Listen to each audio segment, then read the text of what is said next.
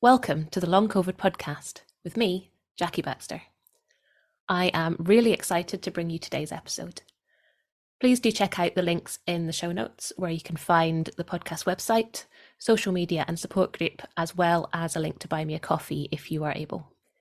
You should not rely on any medical information contained in this podcast and related materials in making medical, health-related or other decisions.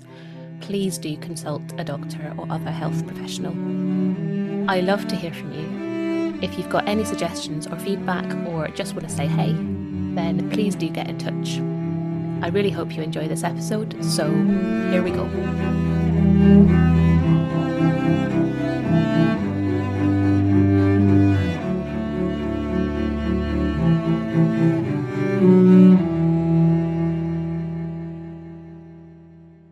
Hello and welcome to this episode of the Long COVID podcast.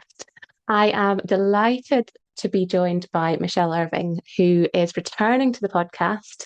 When I was looking through my notes the other day, Michelle previously was episode 100. So you know my first triple digit episode, which is quite exciting and absolutely wild. I think by the time this episode goes out, we will have rolled over the 200 mark. So it's been 100 episodes since we last spoke. Today, we are going to get into career and what that actually means. And spoiler alert, I think it's a lot wider than you might think. So, Michelle, a very warm welcome back. It is so nice to have you, and I'm so excited to get into this. Thank you so much for having me again, Jackie. And I remember when we last spoke, we really spoke about the emotional map and how to navigate things emotionally. And this work that we're going to talk about now is a companion piece to that. And I'm really excited to share with you again. Perfect. Yes, and I remember the emotional map blowing my mind at the time. So I will drop a link to that in the show notes if anyone hasn't heard it. It's an absolute belter.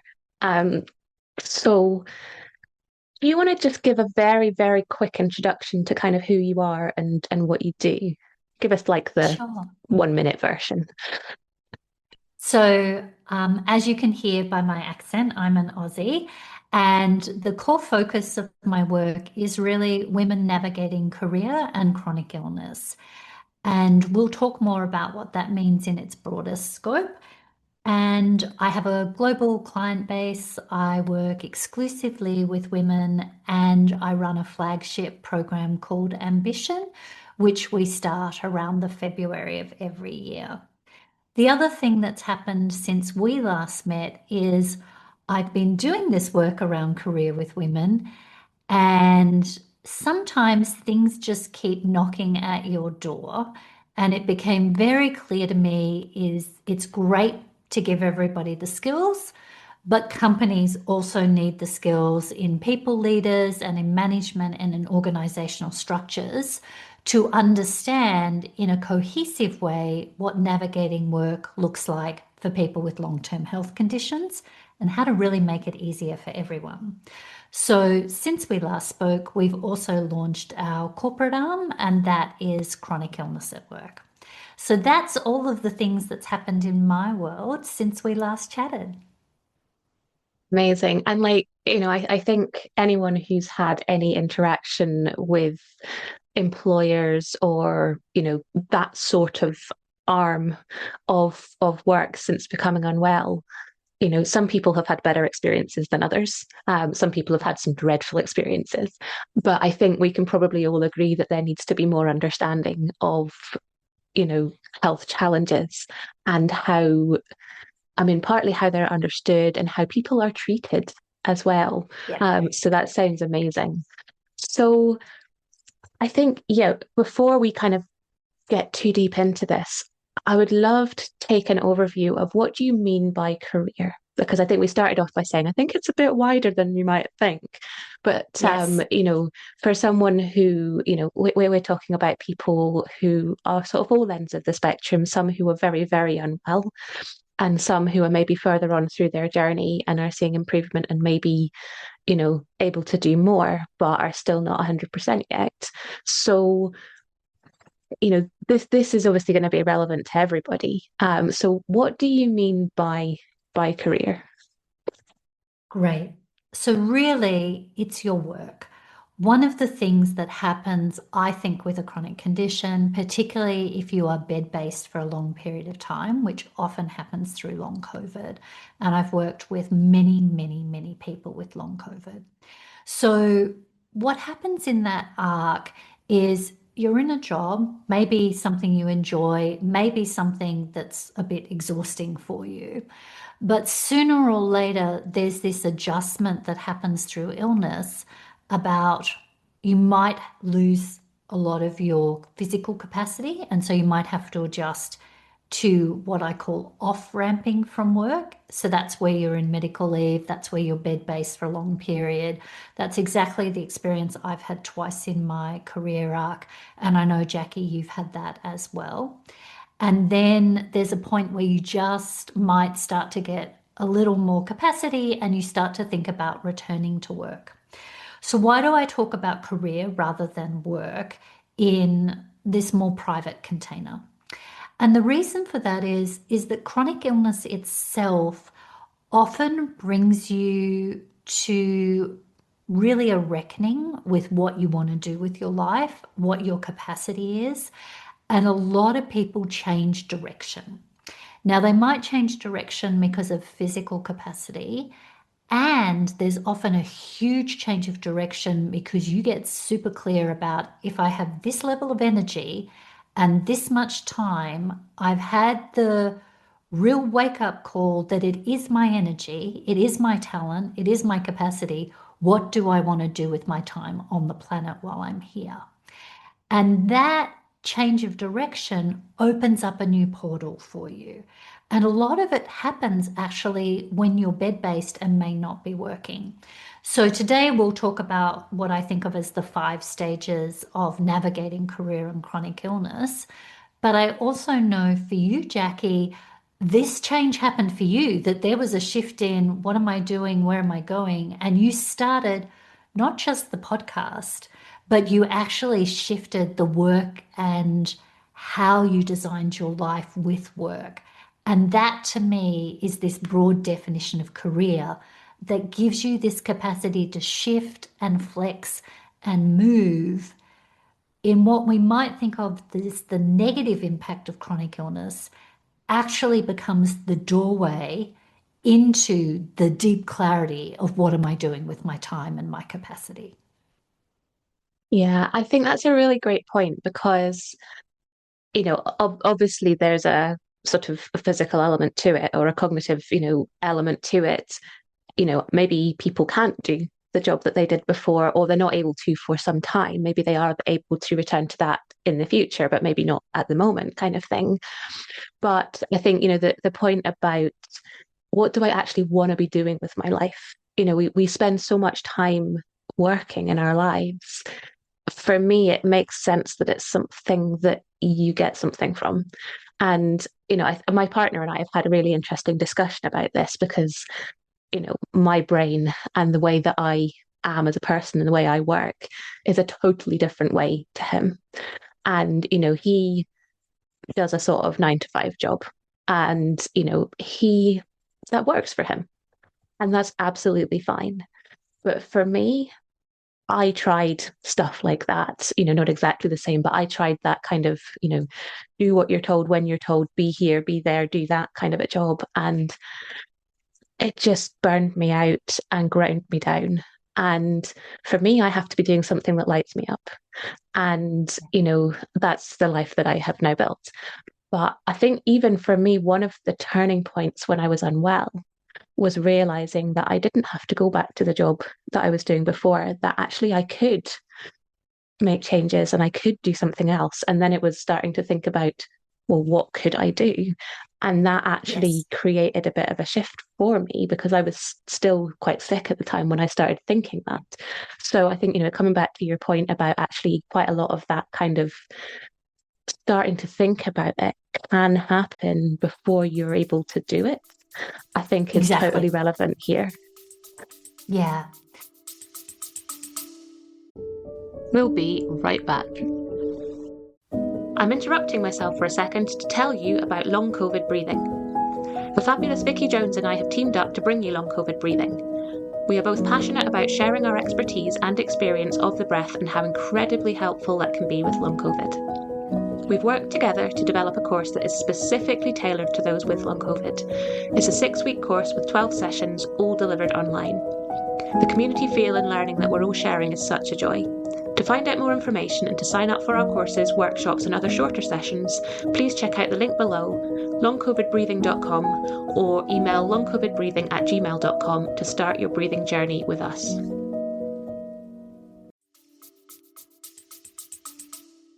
So I think what would be helpful is if I talk about the 5 stages of the career and chronic process. And for everybody listening, this is called the Career and Chronic Map. And I know Jackie will put links down in the show notes for you to be able to find it on careerandchronic.com. So this is a map that I built for myself. All of the work that I produce came out of my lived experience, and I've lived with chronic illness now for over 20 years. And so I spent a long time trying to work out how to navigate this. And in the end, the beauty of my life is that I now not only had a map for myself, but was able to consolidate it. And this is what I teach. And you can access all of this in self-study, self-program, like you can go and access this immediately after this conversation.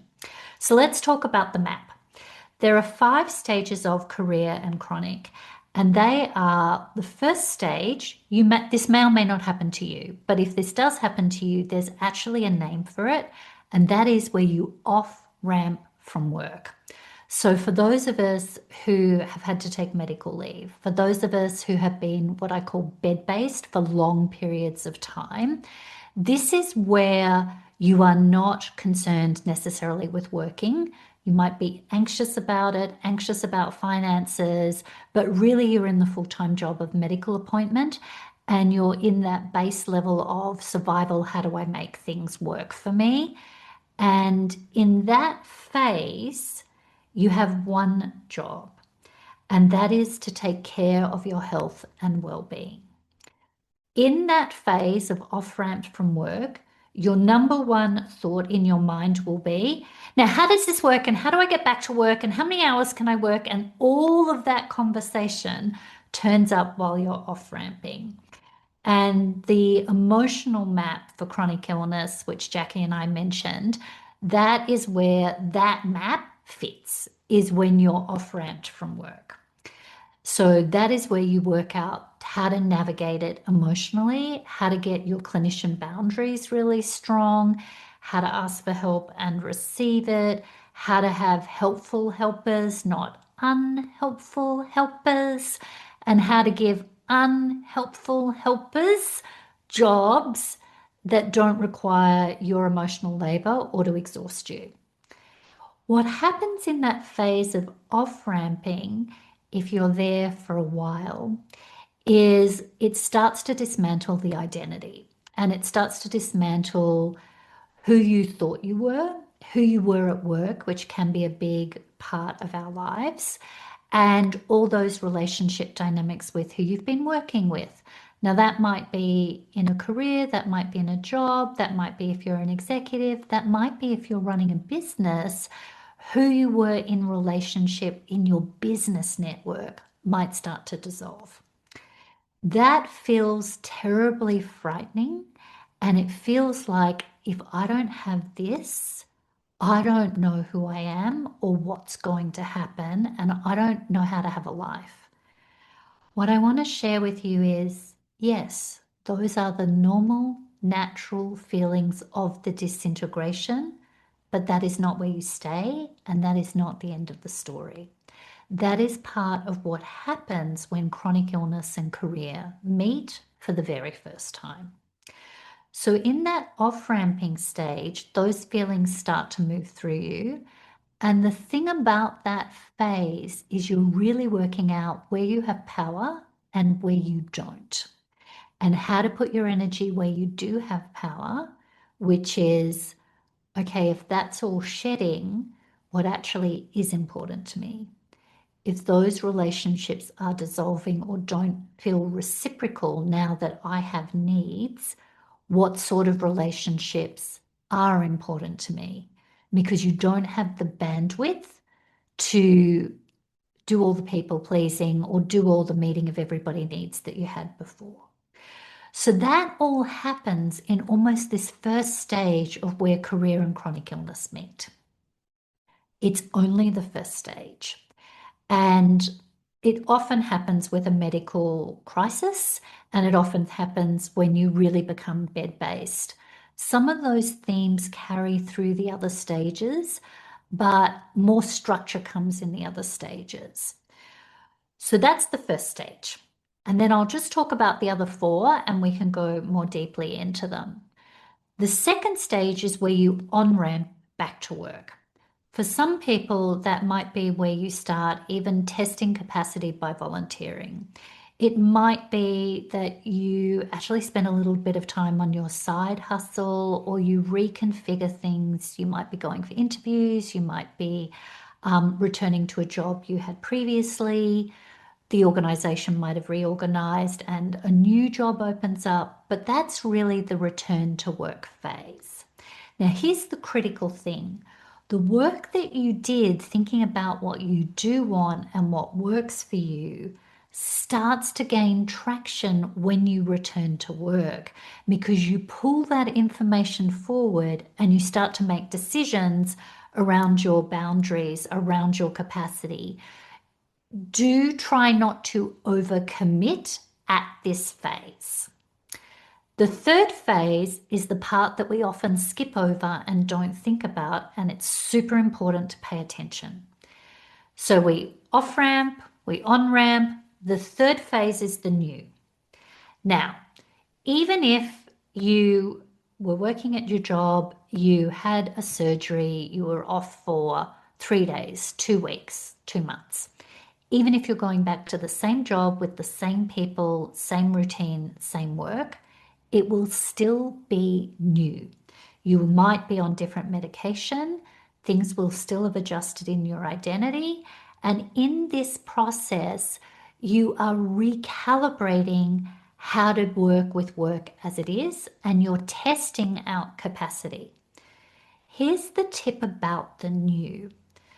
When you realize that it's new, it gives you capacity to relax. It gives you capacity to have a bit of compassion for yourself, and it gives you capacity to treat it as I'm learning again. If you skip over that phase and sort of psyche and approach to yourself, you will barrel forward. You will feel like, why can't I do this? Why isn't this happening? I had capacity, now I'm struggling, I can't do it. And all of that emotional churn will layer mentally and emotionally huge stress upon you, as well as the physical. If you realize that it's new and you work with it in your own relationship with yourself of, I'm learning again, I'm working this out, this is actually new, and you give yourself that space, some of that mental and emotional pressure will fall away.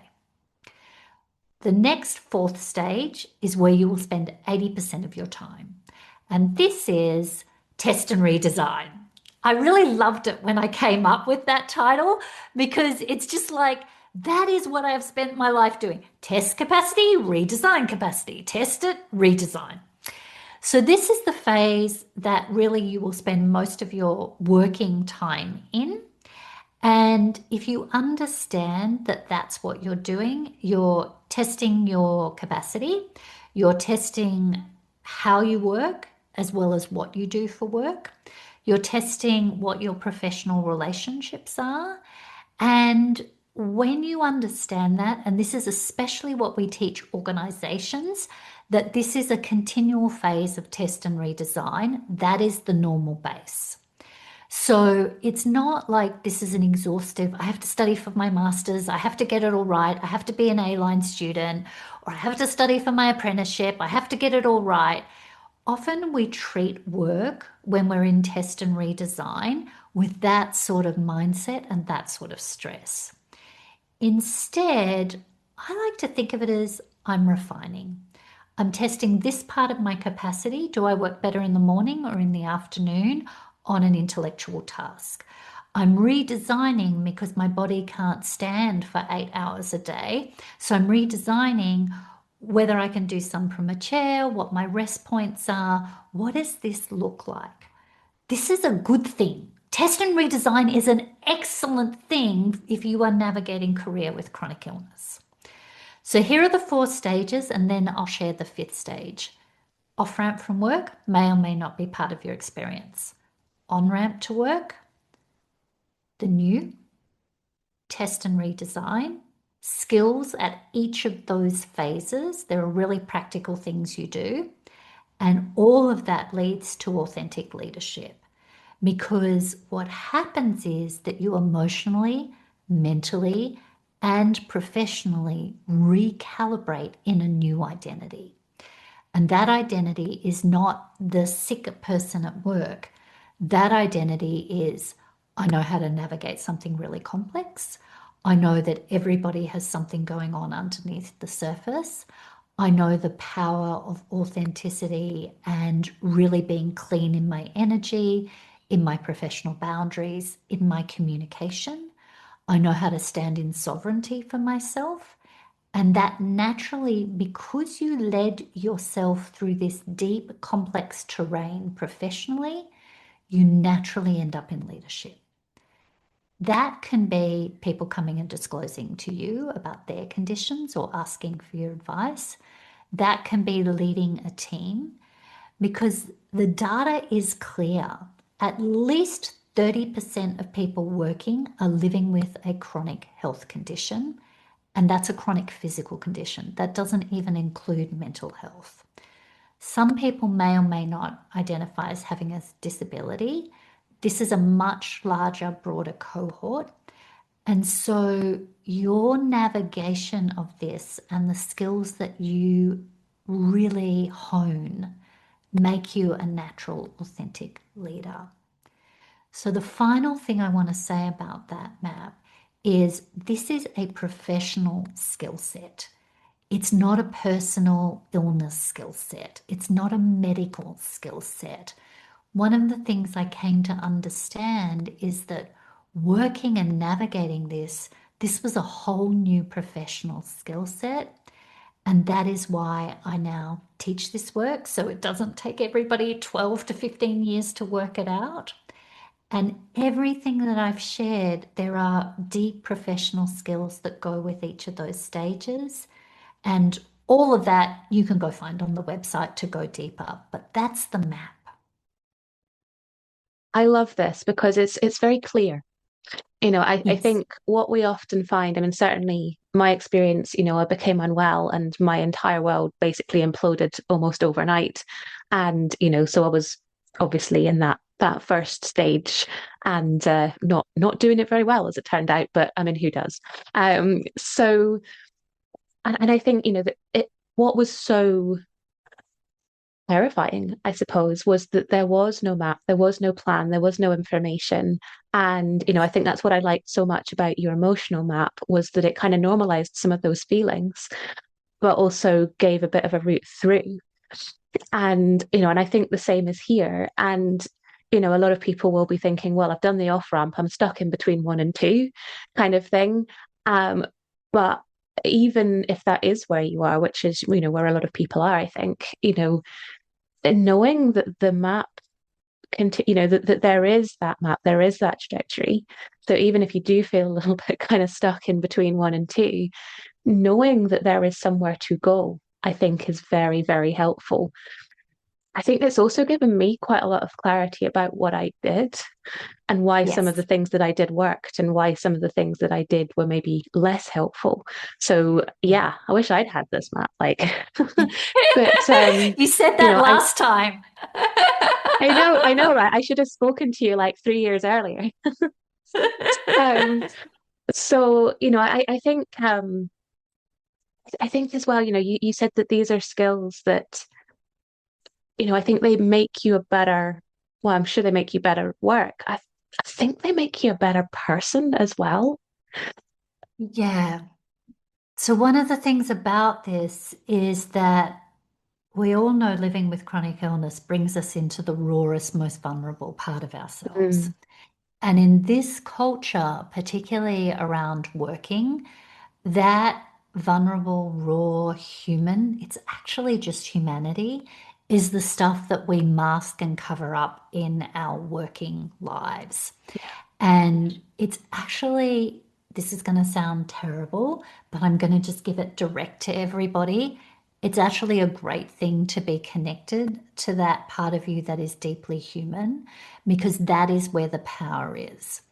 Now, when we interact with others who may be, shall we say, more structured, more in, I call it inverted commas, civilian land, who are not navigating this level of depth and experience, we can feel like we are off kilter, that there's something wrong with us, that we're not getting stuff done. What I can say to you, and I want to tell this story so it's super clean, everybody can hear it. I was in these situations, like I was off ramp for 9 months, the office might send chocolates, but I really just had to complete the HR forms or the, insurance forms. I was in the world of treatment, medical appointments, can't get out of bed. People are doing my groceries, people are doing my washing. I don't know where this is going and I don't know when it's going to end. That's when I built the emotional map. And then I later reflected that's what the off ramp looks like. What also happened in that is I was super clear I did not want to be, inverted commas, the sick person, and that there would be pity or there would be this sense that I wasn't together or enough or whatever. Now, the important thing is that actually, as a human going through an extremely complex experience, that it was very difficult, that my grit, my vulnerability, and my tenacity were incredible skills and resources that I was not only using, but were being built.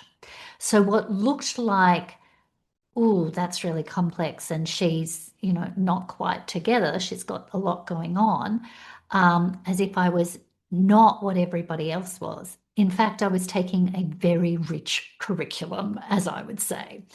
And it was a curriculum about connecting in with myself and how to navigate power dynamics and hold my power in a system that was designed for power to be quite superficial and quite status orientated. When you have the capacity to hold your sovereignty, even when you feel fragile, when you know how to advocate for what is important to you, what your capacity is, and hold a hardcore boundary around that capacity so you don't crash and burn, and also so you don't do a terrible job and then get sort of all up in the drama of that, that is an incredibly rich personal skill set. What happened for me is I worked with a lot of professional people in a hierarchy, in actually a department around health. It was fascinating. And then as I've developed and moved through this layer of skills at each and every step, strengthening my interpersonal power so that the way I communicate is super clean. I'm not passive aggressive. I'm transparent. People can trust that I will tell the truth and that I will be accountable for myself and I won't overpromise. And I also won't underdeliver because I'm clean in what my capacity is.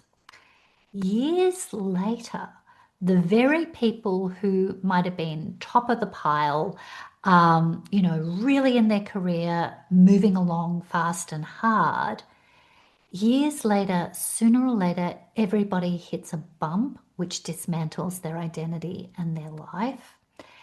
And what's fascinating is I now have previous colleagues who are like, oh, yeah, none of us, like her business has really bloomed.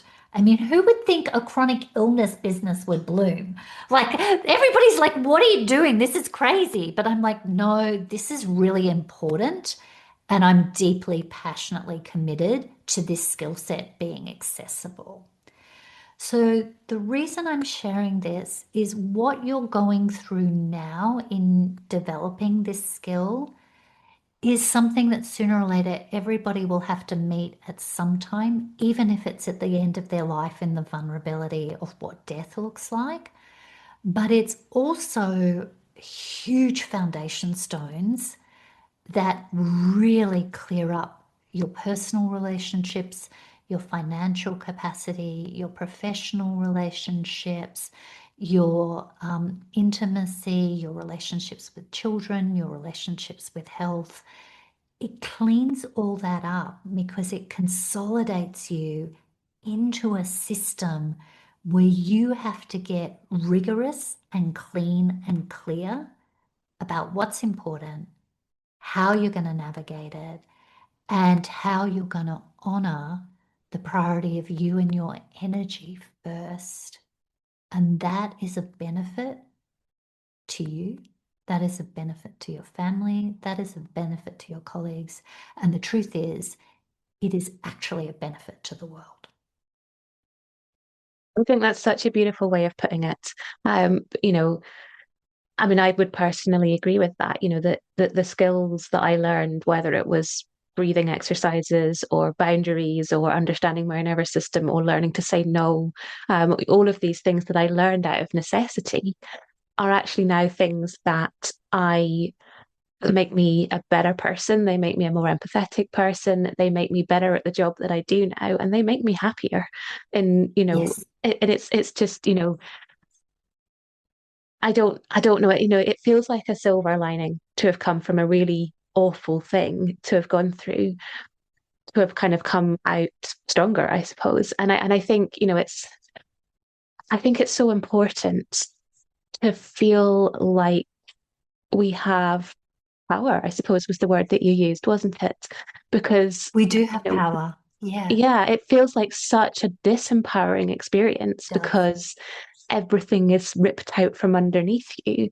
And, Yeah. and I think your point about this can happen to anyone at any time in any way, whether it's long COVID or whether it's any other illness or a bereavement or, there's so many different things that can happen to you in your life that are really shit. And, Yeah. we can't avoid these things happening. So it's having skills to deal with them when they do happen and knowing that, you have the skills, that you have the support around you, you have the ability to set boundaries and to understand your own needs, and all of these things. So when that does happen, you do have some skills in place. It doesn't mean that the situation won't suck because it will. But it's Yeah. having something there, isn't it, that you can, reach out and use, I suppose.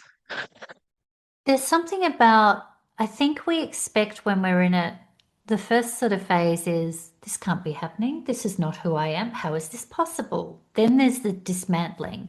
And we think the dismantling is going to take us down. And it does, it takes you down to the foundations. But the foundations are the foundations of your power. They're actually you. Yeah. They're actually your intellect, your creativity, your capacity, your way of looking at the world, your inner wisdom. Now, are there things that support? Absolutely. And what's to me beautiful about our current culture, as much as everybody who's newly diagnosed or navigating things in year 2 or year 3 is feeling like the culture's not paying attention or, we can't get the support. Um, I have the legacy of having been diagnosed in like 2004 with a autoimmune life-threatening chronic condition that is very rare. And not only are there very few people in Australia, there's very few people in the world with it. And certainly nobody when I was 34. I didn't know anybody with a chronic condition, and there was nobody at work who was sharing. So I look at the world now in which there weren't podcasts, like there was radio. Podcasting wasn't even really a thing. So now there are places to hear and listen and connect with. And it's also the case that you will still be navigating your life with your capacity, and the tools that you get and the skills that you build will be your skills. there are resources available to help you build that skill set and to shortcut it.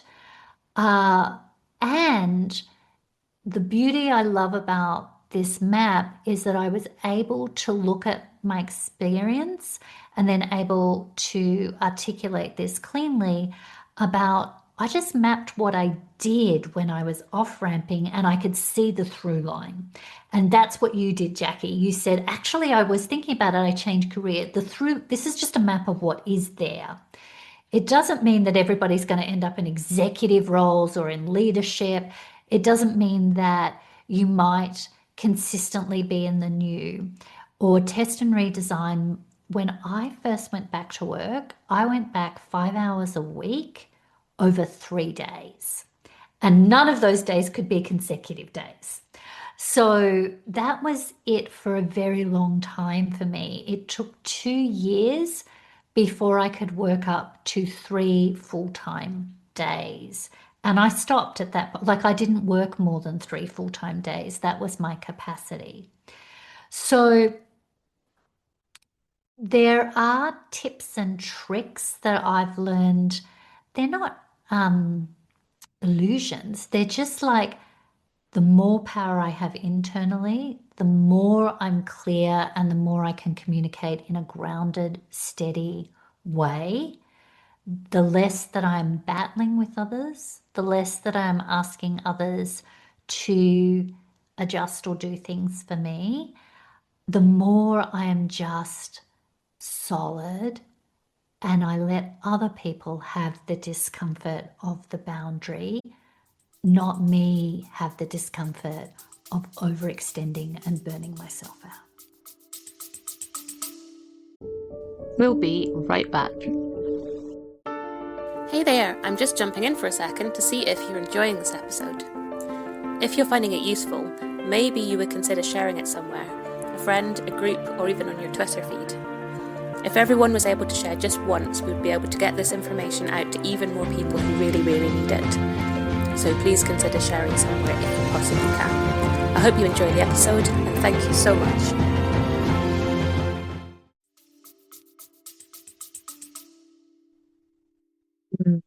And what I love so much about the way that you talk about this is, there's so much sort of cultural, social kind of pressure to work as many hours as exist in the day, and the sort of idea that productivity is tied to worth. And, if you are not working full time or you're doing quote unquote less than others, or, all of these sort of things, that you're seen as a malingerer or someone who's lazy, or, and none of these things are true. They're all complete bullshit. But, society does kind of give us that. And, many of us were taught it from childhood. Certainly I was. Yes. So, it's this idea that, you put it beautifully, that you are you, and you're unapologetically you. You're not making excuses. You're not trying to pretend you're something you're not. You're just saying, this is me, this is what I can do, this is what I can't do, this is what I want to do. Take it or leave it. And, I think, there is tremendous power in that, isn't it? We can be so apologetic, and sort of cringing about ourselves. And, I think this is something that, now that I am much better at, I'm not as good at it as you are, but, this kind of like, actually, I don't want to work full time. I'm still in that test and redesign phase some of the time, because it's like, actually, I don't want to do that. I'm going to see what happens if I try this, or I'm going to try that bit of working. I'm going to try that new funnel. I'm going to, and I love the way that you put it into the map, in that it's a stage, that it is this continuous kind of development. And I find that still now. And, having it there in the map makes me think, yeah, it's okay that I kind of still move between some of those phases where I try something new and then, oh, great. And then I move into the kind of final holy grail phase. But then I go back into test and redesign because I found something else new that I want to learn. And, I just think that's awesome. Yes, and you've brought up such an important point. As I've mapped this out, I've made it sound like it's linear, and that's not true. Actually, you can be bed-based and then get treatment, and then you'll be right in test and redesign because the full capacity comes back. Or you might move between test and redesign and the new consistently. One of the things about it is to see that these stages are skill sets. So you have the capacity and the skill to navigate testing and redesigning. Now, that phase requires really healthy professional boundaries, not healthy battling boundaries. So, and I used the word healthy there, and that was a bit of a misnomer. So, unhealthy battling boundaries are this is it, you've just got to take it. And then there's sort of all your energies put in the defense. What a healthy professional boundary looks like, I want to give you an example. So, I had very worked out. Like it just worked for me to do my 3 days with a break in between for my body to recover and to recalibrate.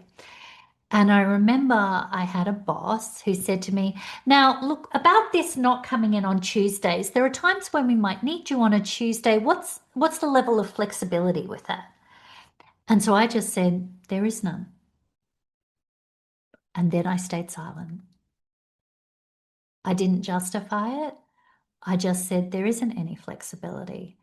That is what my capacity is, and that is how it will work best, and that is what it will enable me to deliver the work.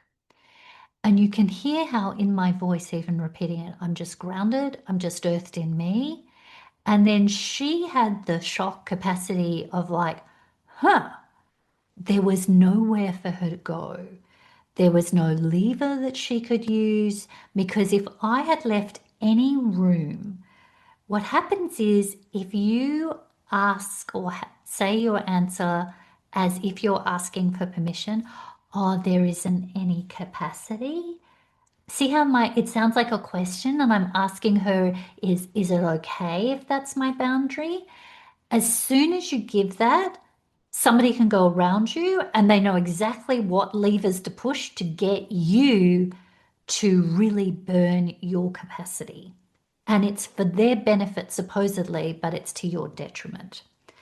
A battling boundary would be, there is no capacity. And so there's this, I just cross my arms, there's this whole focus of like, and don't you, if you want to battle me. And then I'm using, you can hear in my voice, all the emotion, all the stress. Whereas it's just about neutral. There is no flexibility. That's it. That's just a fact. It's just technical. It's not personal. It's not hierarchical. I'm just technically stating that's the fact.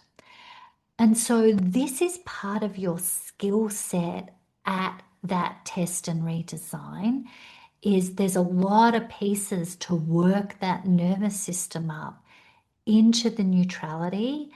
And that is the work that enables that to have a lot more ease and also no apology, but also no battle. Yeah, so it's having that conversation from that regulated state rather than from that state of fight flight, effectively, which is often what happens, isn't it? We get into a conversation with a boss, for example, and I guess this is where your education for employers piece comes in, because it's important that they approach the conversation in the right way rather than, why aren't you coming on a Tuesday, Michelle? Yes. So I think, it's got to come from both sides, but it's also knowing that as that employee kind of role, that you are allowing yourself to stay regulated rather than allowing yourself to become aggressive or defensive, because that's going to escalate the conversation to, as you say, your detriment, because you're going to end Yes. up feeling worse, but it's also probably going to end up with them trying to force you to do more than you want to do as well. So it's a kind of a lose-lose, isn't it, in that situation? Yeah, and it's not even what you want to do. Here's the key, and it's really important to understand this if you want just a takeaway to think through.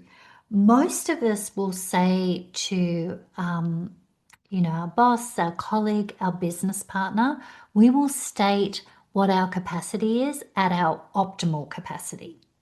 And on our best day, in our best container, in the way in which the miracle of that one day could be a month, could be a year, could be every two, whatever it is, we will set that up as the expectation because we don't want the vulnerability of actually sharing what our baseline capacity is.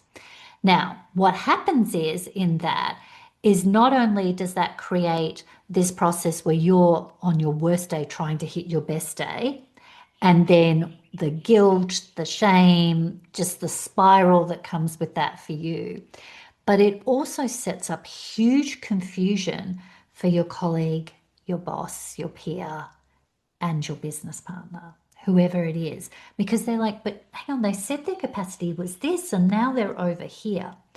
So this tool that we shared, that people can go to the website and grab this right away, it's called your Circle of Wellness. I had to make this for myself because I kept realizing that I kept overstating capacity, and that was not only not fair to me, but it really disrupted the relationship and the professional relationship. And that's why I'm saying it's a professional skill.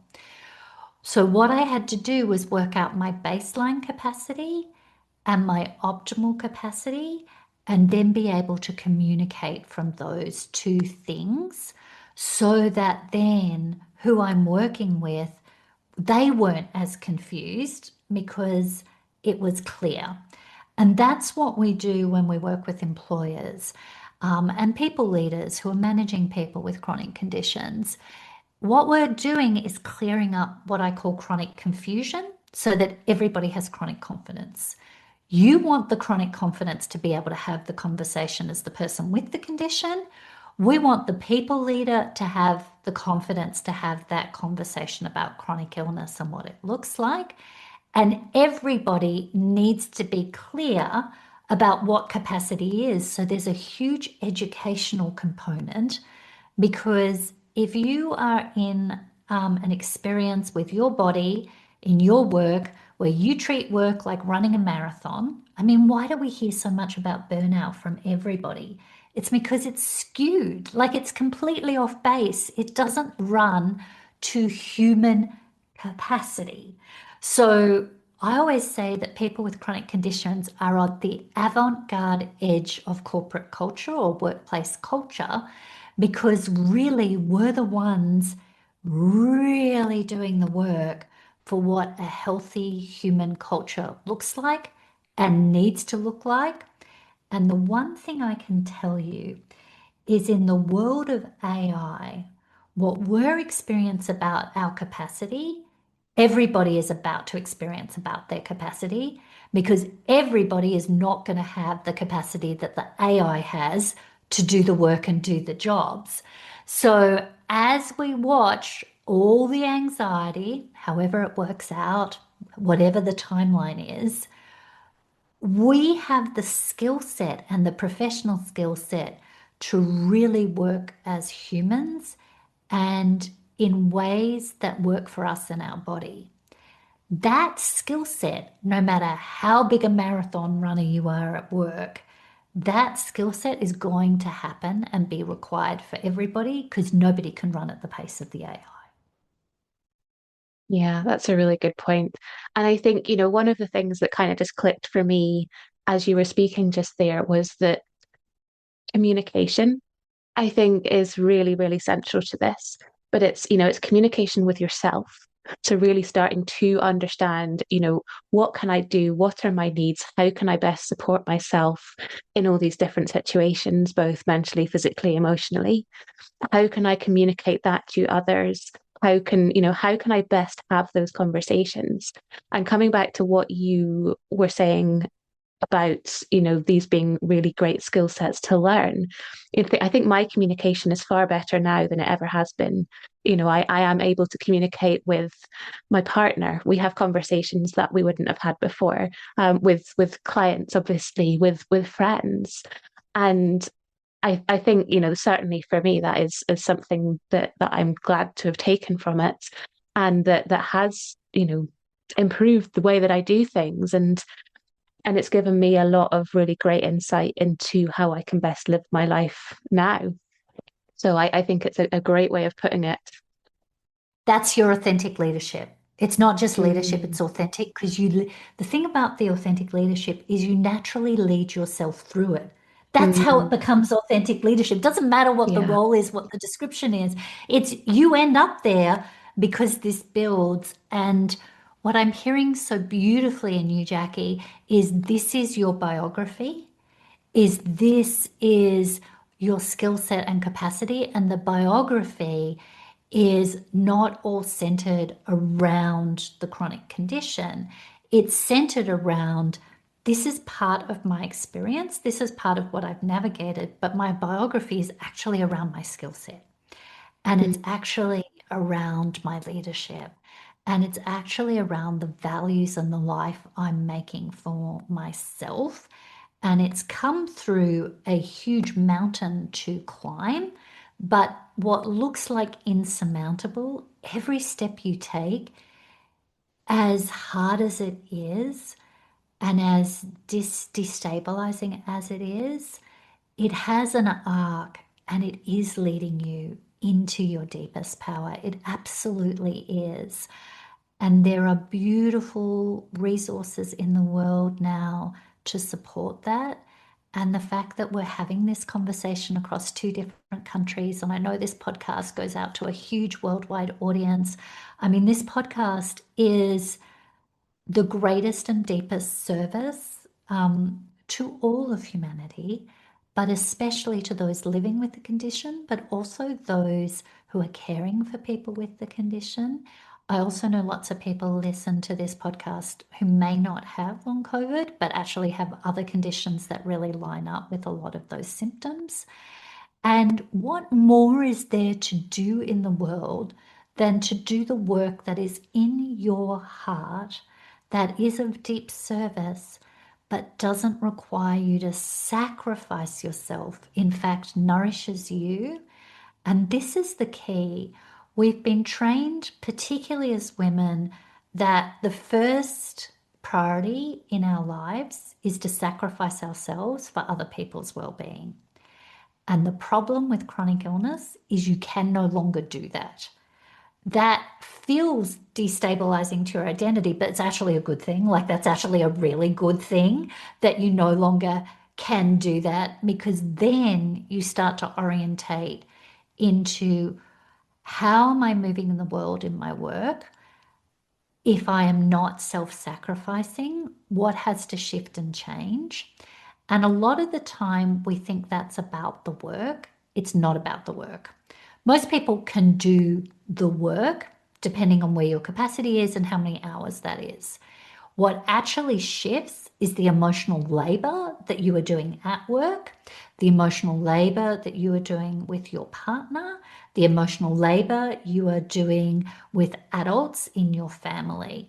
That is actually where most of the energy drain is, and it's mental and emotional and physical. And that rewrite always leads you back to this is actually good, and I have to set this now. And the discomfort you're going through is the deconditioning of sacrificing yourself. And then the work that you do, the relationships that you have become, in my language, sacred, and they become sovereign between two sovereigns, two adults, rather than between you self-sacrificing and other people receiving that, or mostly in our relationships, everybody's self-sacrificing and nobody's got any energy and everybody's exhausted and nobody knows what to do. And that, that's such a great point. And I think, it's almost that, maybe it's not even almost, I think it's entirely, that society actually praises us for self-sacrificing. I think, particularly as women, but I think possibly everybody. And, I think, yeah, part of my journey was realizing that actually it's not selfish to put myself first. It's exactly what I should be doing. Because, well, if you don't put yourself first, who will? But also, that you're no use to anyone else if you don't put yourself first either. So, I think it is that, yeah, self-compassion, but also, just learning to meet your own needs before they're people. But, we've had it, as you say, conditioned out of us, haven't we?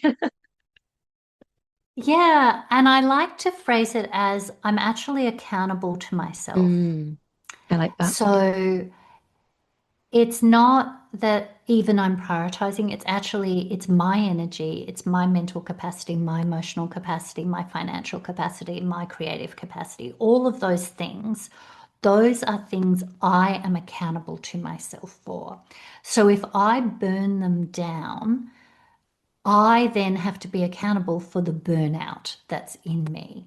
Now, I'm not saying this in any guilt or any shame. I'm just saying that that's the shift. It's not about self-sacrificing. It's actually about being accountable. Now, when I'm accountable for the energy, then what I give is actually real. It's actually authentic, because when you give and it's not authentic and it comes from self-sacrificing, you will end up in resentment. You will end up burning down your energy. You will end up paying the debt for over giving in that price. And we think that it's the other person taking from us. That's not the case, because they will then end up with our resentment pinged at them. Like there's a whole dance going on here. So if I'm accountable for my energy, I also have to get off the resentment. I have to get off feeling victimized. Like there's a whole lot of stuff that I also have to be accountable for, which were the payoffs. Now, this is very deep work. You don't have to do it all at once. You don't have to do it if you don't want to.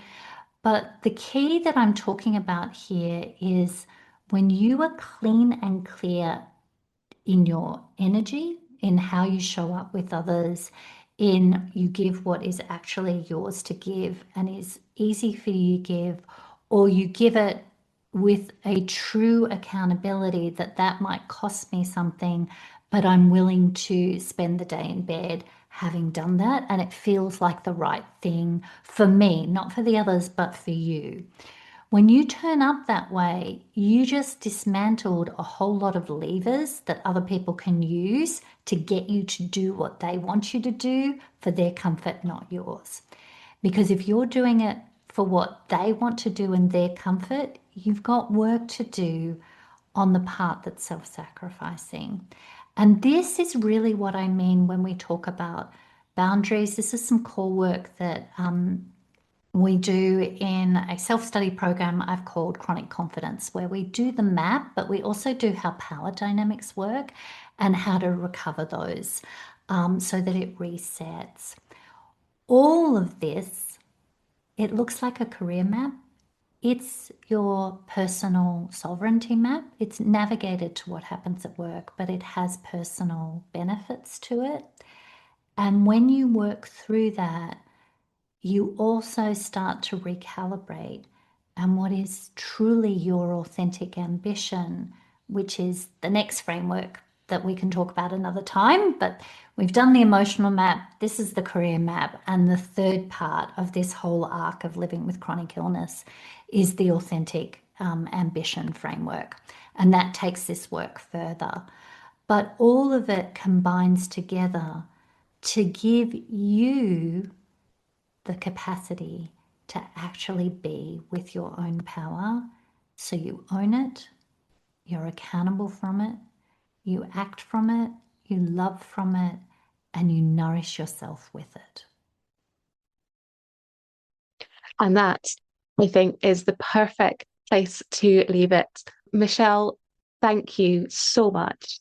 I feel like you have yet again managed to make sense of the sort of spaghetti in my brain, which you have a talent for doing. You've shared so many useful tips, strategies, route plans. I will make sure that all those links that you've sent me go into the show notes if people want to follow up with this map, the emotional map, our previous episode or any of your upcoming stuff, for want of a better word, then they know where to go. Yes, we've got our event process. And so as everybody's listening to this, for those of you who've caught it in early 2026, in February 2026, we're running a completely free weekly program of panels where it's a live event. People can come, you can ask your questions. But the first one will be with women talking about chronic leadership and what that looks like. And these are women who are very familiar with my work. And then each week, the next week, we will be doing chronic entrepreneurs. And the final week, we'll be talking about something wild. We're going to talk about the chronic economy. And we're going to talk about the huge, unseen billion-dollar industry that is currently, your insurance company and currently managed through the medical industry. But actually what is emerging for the incredible powerhouse of women and men who are taking leadership, not in those industries, but actually, just like you, Jackie, in the production, in the navigation, in the career of the work that really serves in this massive economy that is built on our money, it's built on our experience, and it's actually about, well, how do we receive the benefit of that? So that's a beautiful series we're doing for everybody that's totally free and you can come to in February. That sounds amazing. For anyone who can't make it live, will they be recorded? They will be recorded. You'll just have to register to see them, and we'll make sure they're in the show notes for everyone. Amazing. Thank you so much. It's been an absolute pleasure. Let's do this again. Thank you so much, Jackie. It's so great to be with you again. Thank you so much to all of my guests and to you for listening. I hope you've enjoyed it, or at least found it useful. The Long COVID podcast is entirely self-produced and self-funded. I'm doing all of this myself. If you're able to, please go to buymeacoffee.com/longcovidpod to help me cover the costs of hosting the podcast. Please look out for the next episode of the Long COVID podcast. It's available on all the usual podcast hosting things. And do get in touch. I'd love to hear from you.